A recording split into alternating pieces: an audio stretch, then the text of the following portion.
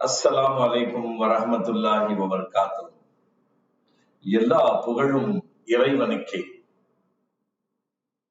இந்த ரமலான் மாதத்தில் உங்கள் அனைவரையும் சந்தித்து பேசுவதில் எனக்கு மிக்க மகிழ்ச்சி. சென்ற வாரம் ஒரு ரம்ஜான் மாதம் பற்றிய ஒரு வீடியோ பதிவு செய்திருந்தேன். அதை உருது மொழியில் நான் செய்திருந்தேன்.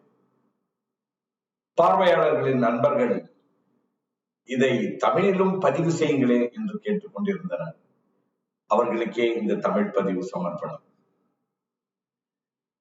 ரம்ஜான் மாதத்தை பொதுவாக 3 பாகங்களாக பிரிப்பதாக நபிகள் நாயகம் ஸல்லல்லாஹு அலைஹி வஸல்லம் அவர்கள் கூறியிருக்கிறார்கள்.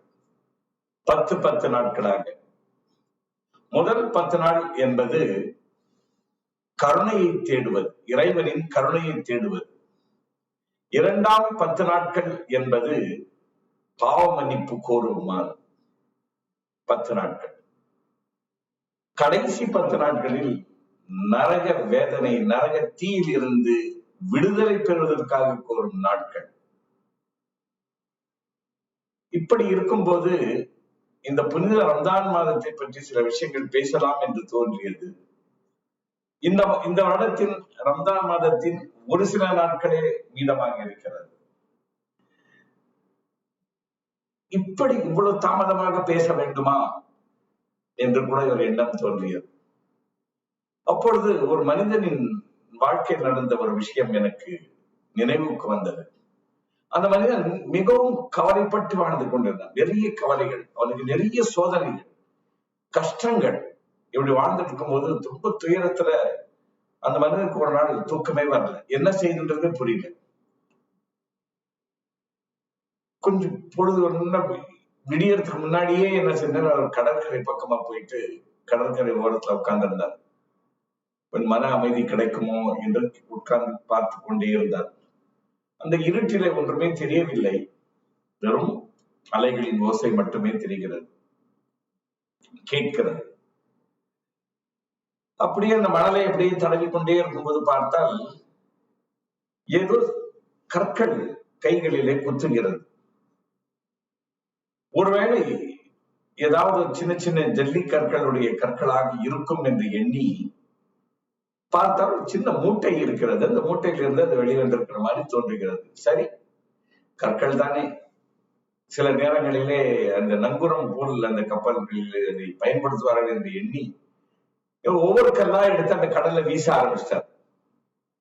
ஒவ்வொரு கல்லா கடல்ல வீசிட்டே இருக்காரு. அது போய் கடல்ல விழுதா, உள்ள போய் என்ன ஆயிடுச்சுன்னு தெரியல. அப்படி பார்த்துட்டே இருந்தார். கொஞ்சம் கொஞ்சமா அப்படியே பொழுது புலர ஆரம்பிச்சது. பொழுது புலர ஆரம்பிக்கும் போதுதான் தெரியுது அவர் கையில ஒரே ஒரு கல்லு தான் மிச்சமா இருக்கு. ஆனா அந்த கல்லை பார்க்கும்போது பார்த்தா அது பட்டை தீட்டப்பட்ட வைரமா தெரியுது. அப்ப யாரோ கடல் பயணத்தில் வரும்போது வைரம் ஒரு மூட்டை கொண்டு வந்திருக்கிறார்கள், தவற விட்டு போயிருக்கிறது. இவர் அறியாமல் அத்தனை வைரக்கற்களையும் அவர் கடலிலே வீசி எரிந்து விட்டார். இருப்பது ஒரே ஒரு வைரம். இப்படி செய்து விட்டோமே என்று கொஞ்ச நேரம் வருத்தம் ஏற்பட்டது. கடவுளாக எனக்கு உதவி செய்ய வந்தாரோ, ஆனால் நான் அதை வீணடித்து விட்டேனே என்று. ஆனாலும் மனதில் இருந்து ஒரு ஞானோதயம் பிறந்தது. இந்த ஒரு வைரமும் போதும் என்னுடைய எல்லா துன்பங்களையும் தீர்ப்பதற்கு என்று. அந்த வகையில உண்மையிலேயே மனிதர்களாகிய நாம் அனைவரும் என்ன செய்கிறோம் என்றால், இந்த நேரம் என்ற ஒரு வைரங்களை நாங்கள் வீணடித்துக் கொண்டு இருக்கிறோம். கடைசியாக ஒரு வைரம் எப்படி அந்த மனிதருக்கு உதவி செஞ்சதோ, அதே போல இந்த ரமலான் மாதத்தின் மீதமுள்ள ஒரு 5-6 நாட்களில் ஒருவேளை இந்த பதிவை பார்க்கின்ற மக்களுக்குள் ஒரு ஞானோதயம் பிறந்து, இந்த ஒரு வைரத்தை கொண்டு எப்படி அவர் துன்பத்தை மாற்றிக்கொண்டாரோ அப்படி நாமும் இறைவனின் திருவருளை பெறுவோமே, இந்த நரகத்தில் இருந்து காப்பாற்றிக் கொள்வோமே என்ற எண்ணத்துடன் தான் இதை நான் சொல்ல வருகின்றேன். வாருங்கள் மேற்கொண்டு பேசலாம். பொதுவாக நாங்கள் பார்க்கிறோம், நம்ம சுத்தம் என்பது தேவை என்பதால் நம் உடலை சுத்தம் செய்து கொள்கிறோம். அதே போல எங்களுடைய துணிகளை சுத்தம் செய்து கொள்கிறோம். வீட்டில் இருக்கும் பண்ட பாத்திரங்களை சுத்தம் செய்துகிறோம். வீட்டை கூட சுத்தம் செய்து கொள்கிறோம்.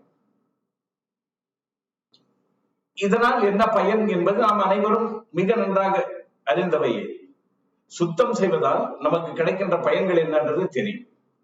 அப்போ சுத்தம் செய்வதற்கு ஒரு துணிகளை எடுத்துக்கொண்டால் அந்த துணியை சுத்தம் செய்வதற்கு பல விஷயங்கள் தேவைப்படுகிறது.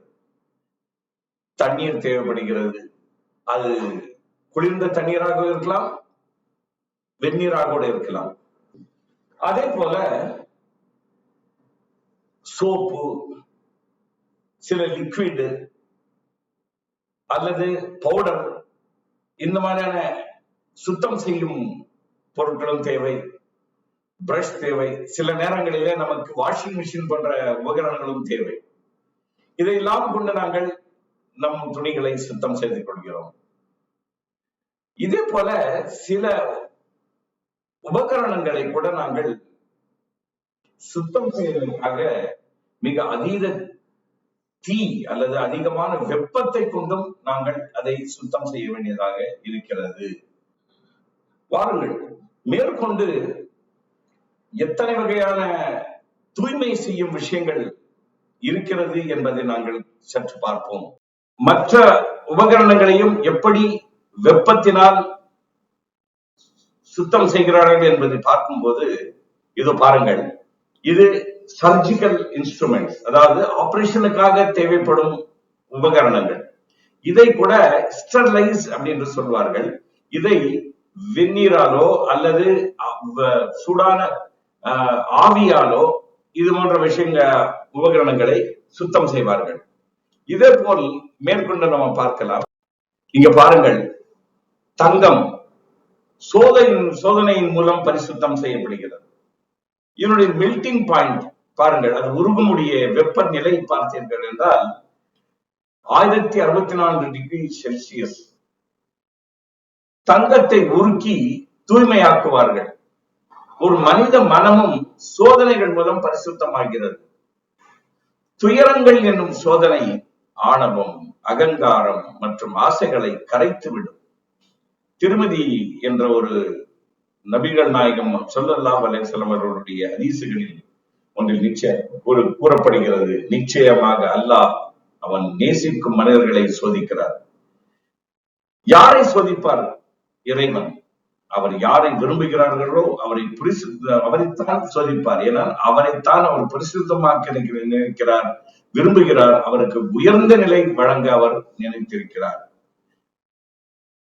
இதே போல இது பாருங்கள், இரும்பு கடின சூழல்களால் வலுவாக மாற்றும்.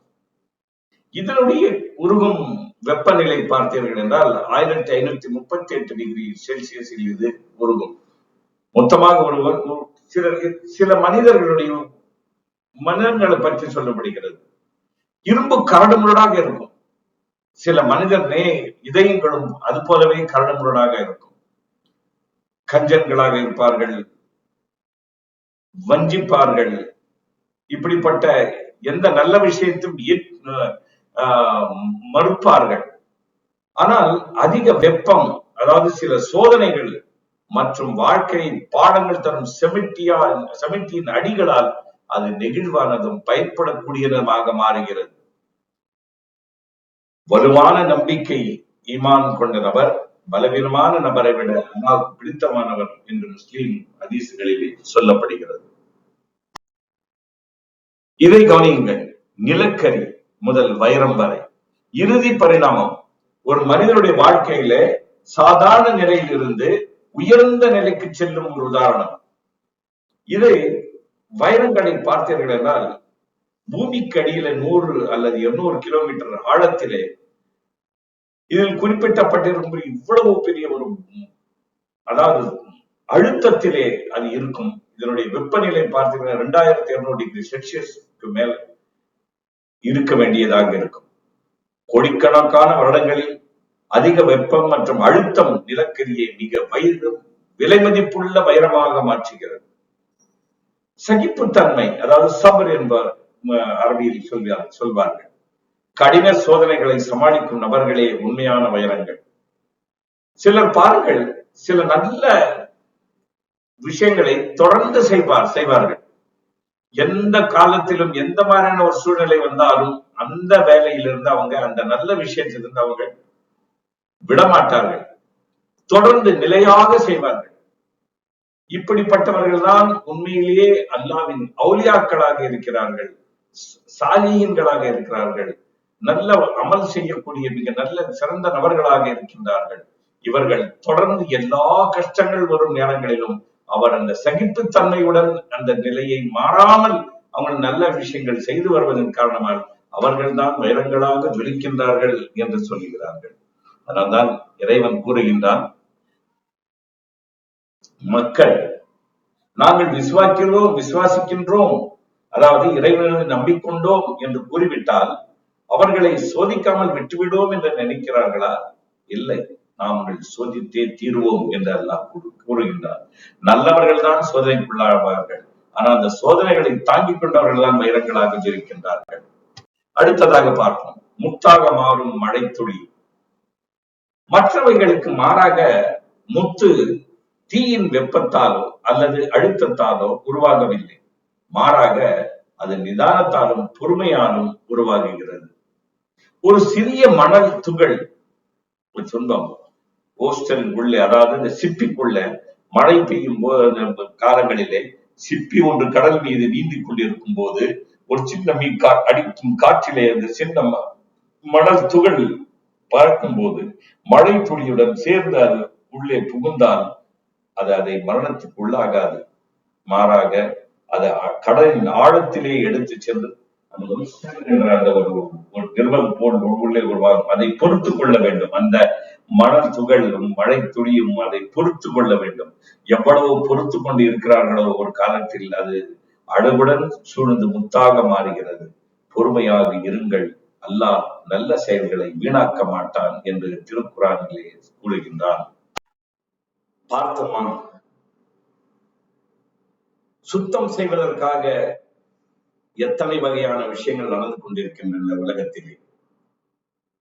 தங்கம், வைரம், இரும்பு இவைகளை உருக்குவது எவ்வளவு அழுத்தமும் எவ்வளவு அனலும் தணலும் தேவைப்படுகிறது.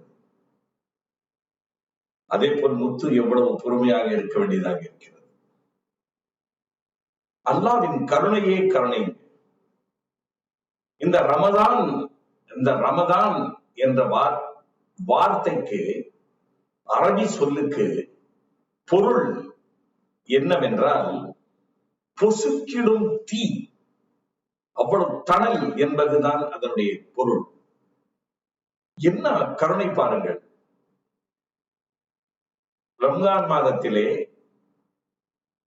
நாம் இந்த உடலை மட்டும் சுத்தம் செய்வதில் கவனம் செலுத்தை தாண்டி நம் உள்ளத்தையும் சுத்தம் செய்ய வேண்டும் என்று சொல்லப்படுகிறது. நம் பாவங்களை அந்த பொசுக்கிடும் தீயினால் எரித்து அந்த பாவங்களை மன்னிக்க செய்ய வேண்டும் என்ற பொருளுடன் தான் அல்லாஹ் இந்த பெயரை வைத்திருக்கின்றார். அதனால் நாங்கள் உடலை சுத்தம் செய்து கொண்டது போல் இனி இந்த உள்ளத்தையும் சுத்தம் செய்து கொள்வோம்.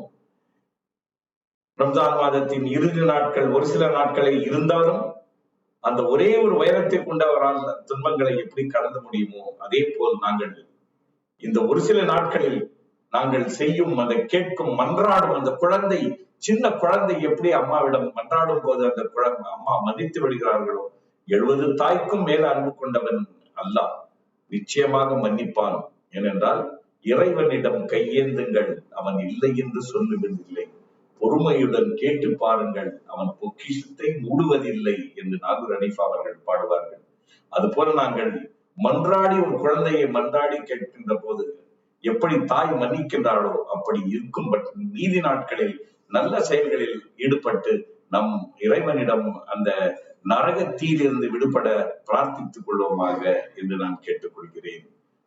அடுத்ததாக,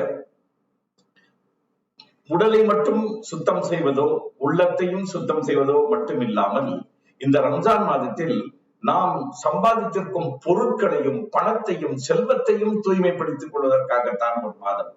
அதனால்தான் இந்த மாதத்திற்கு பெயரே ஈகை திருநாள், ஈகையின் மாதம். ரம்ஜான் மாதம் என்பது தர்மத்தின் மாதம் என்பார்கள்.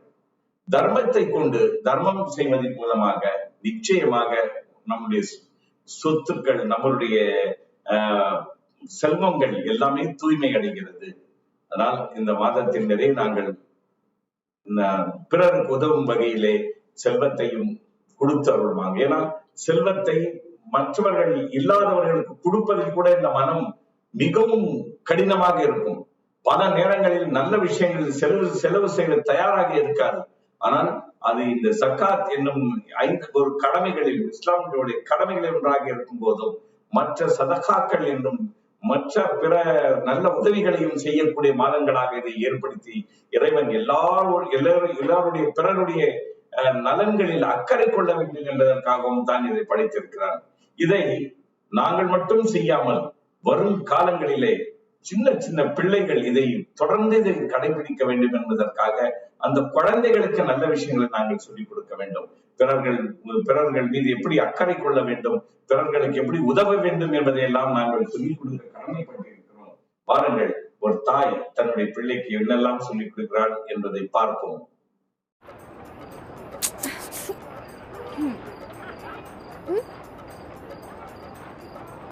Come on.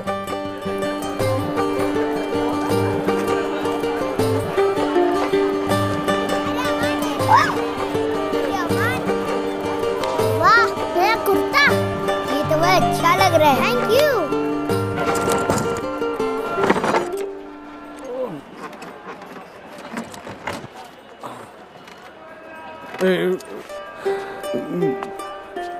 गरम समोसे, जलेबी गरम।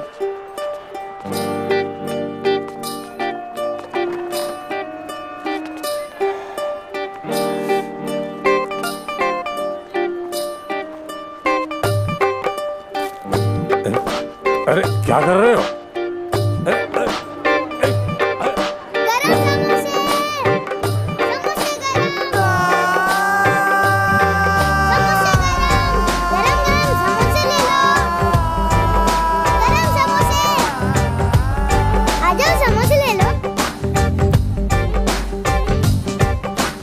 आज मेरी पेशानी पे किस्मत ने चूमा है, आज मेरी पेशानी पे किस्मत ने चूमा है।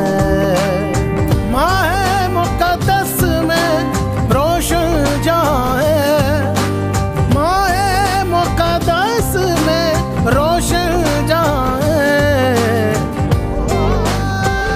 जलेबी नहीं है? है ना? फरिश्तों ने आकर किया समा खुशनुमा है। हमारे लिए बाकी ये सब इन प्यारे बच्चों के लिए है। चूमा है, आज मेरी पेशानी पे किस्मत ने चूमा है।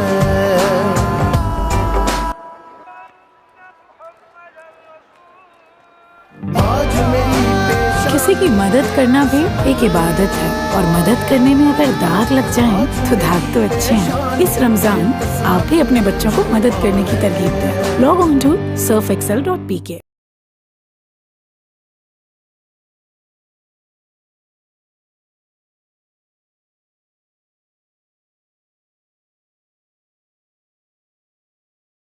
நண்பர்களே, வரும் சில நாட்களிலும் சரி, இனி வரும் காலங்களிலும் சரி, நாங்கள் நிறைய நல்ல விஷயங்களை செய்து, நல்ல இறை வணக்கங்களை புரிந்து, மற்றவர்கள் உதவி செய்து, இந்த உலகத்திலும் வரும் உலகத்திலும் நாம் நல்லவர்களாக இருப்போம். மனித நேயத்தை மலரச் செய்வோம். எனவே வாருங்கள், இந்த பண்டிகை ஈகை திருநாள் வாழ்த்துக்களுடன் இதை நான் நிறைவு செய்கிறேன். இன்ஷா அல்லாஹ் மீண்டும் ஈகை திருநாளுக்கு பின் மீண்டும் சந்திப்போம். அஸ்ஸலாமு அலைக்கும் வரஹ்மத்துல்லாஹி வபரகாத்துஹு.